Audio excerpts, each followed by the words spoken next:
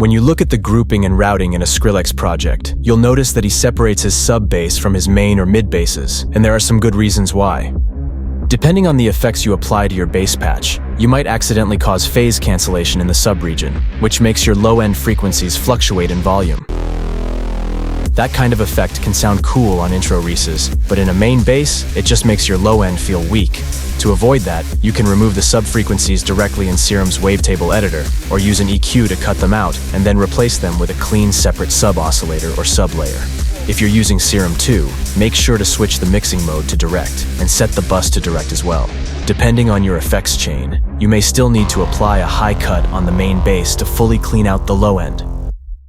Any post-processing outside your synth will affect your sub level if it's baked into the same patch. If you've got a sub included in your synth and throw a limiter or distortion on it, you're likely to squash the sub and lose that low-end punch you were going for.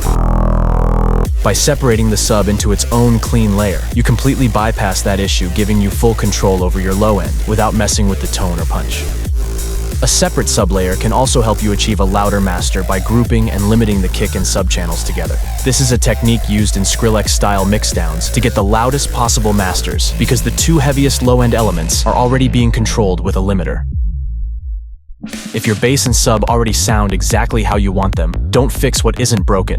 In genres like psytrance, for example, the saw wave often naturally delivers the perfect balance between bass and sub.